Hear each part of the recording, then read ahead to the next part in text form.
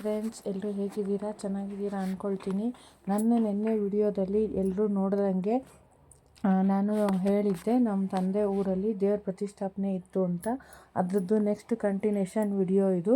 ಪ್ರತಿಷ್ಠಾಪನೆ ದಿನ ಅಂದರೆ ಬುಧವಾರ ಬೆಳಿಗ್ಗೆ ಇದು ಫೈನಲ್ಲು ಹೋಮ. ಇದು ಇನ್ನೇನು ಮುಗಿತಾ ಇದೆ. ಹೋಮ ಮುಗಿದು ದೇವ್ರನ್ನ ಪ್ರತಿಷ್ಠಾಪನೆ ಮಾಡೋಕ್ಕೆ ಮುಂಚೆ ಪೂರ್ಣಾಹುತಿದು ಇದು ವಿಡಿಯೋ ನೋಡಿ. ತುಂಬಾ ಚೆನ್ನಾಗಿದೆ. ಇದು ಫೈನಲ್ ಪ್ರತಿಷ್ಠಾಪನೆ ಮಾಡೋಕ್ಕೆ ಮುಂಚೆ ಮಾಡೋ ಅಂಥ ಹೋಮ ಇದು. ಇದರಲ್ಲಿ ನೋಡಿ ಪೂರ್ಣಾಹುತಿ ಹೋಮ ಇದು ಎಲ್ರಿಗೂ ಒಳ್ಳೆಯದಾಗಲಿ ಮತ್ತು ತಾಯಿಗೂ ಒಳ್ಳೆಯದಾಗಲಿ. ತಾಯಿನ ಇವತ್ತು ಇಲ್ಲಿ ಪ್ರತಿಷ್ಠಾಪನೆ ಮಾಡ್ತಾಯಿದ್ದೀವಿ ಅಂತ ಹೇಳಿಬಿಟ್ಟು ಮಾಡ್ತಾ ಇರೋವಂಥ ಹೋಮ.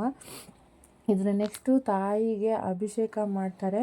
ಫಸ್ಟು ನನ್ನ ನಿನ್ನೆ ವಿಡಿಯೋದಲ್ಲಿ ಸ್ಟಾರ್ಟಿಂಗಲ್ಲೇ ಕಳಶ ಎಲ್ಲ ಜೋಡಿಸಿ ಒಂದು ಪಿಕ್ಚರ್ ಹಾಕಿದ್ದೆ, ಫೋಟೋ ಹಾಕಿದ್ದೆ.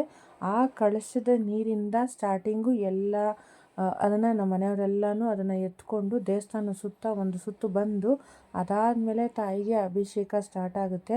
ನೀವು ನೆಕ್ಸ್ಟು ನೋಡಬೇಕು ಅಭಿಷೇಕ ಮಾಡೋದನ್ನು. ತಾಯಿನ ಪ್ರತಿಷ್ಠಾಪನೆ ಮಾಡಿ ಅಭಿಷೇಕ ಸ್ಟಾರ್ಟ್ ಮಾಡ್ತಾರೆ. ಹೇಗಿರುತ್ತೆ ಅಂದರೆ ನೋಡೋಕ್ಕೆ 2 ಕಣ್ಣು ಸಾಲದು ಅಂತಾರಲ್ಲ, ಆ ಥರನೇ ಇದೆ. ಫಸ್ಟು ನೀರಲ್ಲಿ ಮಾಡ್ತಾರೆ. ನೆಕ್ಸ್ಟು ಹಾಲು, ಮೊಸರು, ತುಪ್ಪ, ಜೇನುತುಪ್ಪ ಮತ್ತು ಬಾಳೆಹಣ್ಣು, ಎಳನೀರು ಮತ್ತು ವಿಭೂತಿ, ಅರಿಶಿನ, ಕುಂಕುಮ ಈ ಥರ ತರ್ತರಾವರಿ ಅಭಿಷೇಕ ಮಾಡ್ತಾರೆ. ದಯವಿಟ್ಟು ಯಾರೆಲ್ಲ ಇದನ್ನು ಮನಸ್ಸಿಟ್ಟು ನೋಡ್ತಿರೋ ಕೇಳ್ಕೊಳ್ಳಿ. ತಾಯಿಗೂ ಒಳ್ಳೆಯದಾಗಲಿ, ತಾಯಿಯಿಂದ ಇದನ್ನು ಯಾರು ವಿಡಿಯೋ ನೋಡ್ತಾ ಇದ್ದೀರೋ ಅವ್ರಿಗೂ ಒಳ್ಳೆಯದಾಗಲಿ ಅಂತ.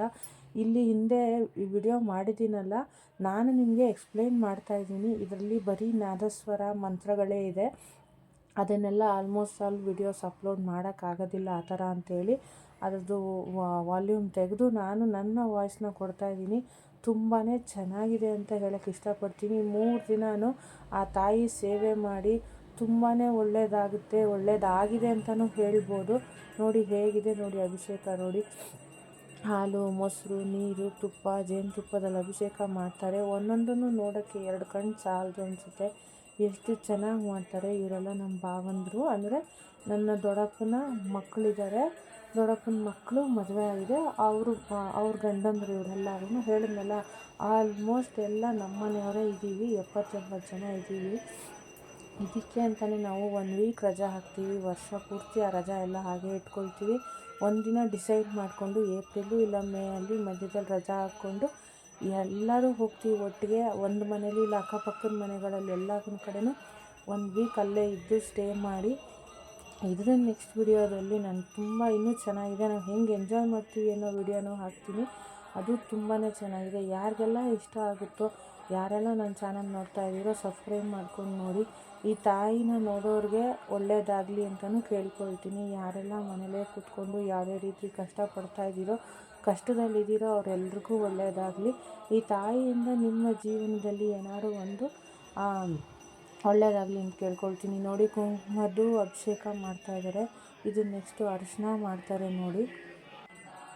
ಮಧ್ಯದಲ್ಲೆಲ್ಲ ಓಡಾಡ್ತಾ ಇದ್ದಾರೆ ಅಂತ ಬೇಜಾರು ಮಾಡ್ಕೊಳ್ಬೇಡಿ. ಯಾಕಂದರೆ ಅಲ್ಲಿ ತುಂಬ ಜನ ಇದ್ದರು. ಸೊ ಅದಕ್ಕೋಸ್ಕರನೇ, ಯಾಕಂದರೆ ಅದು ಇದು ತೆಕ್ಕೊಡೋಕ್ಕೆ ಜನಗಳು ಬೇಕಲ್ಲ. ಎಲ್ಲರೂ ಇದ್ದರು. ನಮ್ಮ ಅಣ್ಣಂದರು, ನಮ್ಮ ಅತ್ತೆ ಮಕ್ಕಳು ಮತ್ತು ಹೆಂಗಸರು ಒಳಕ್ಕೆ ಹೋಗಲ್ಲ.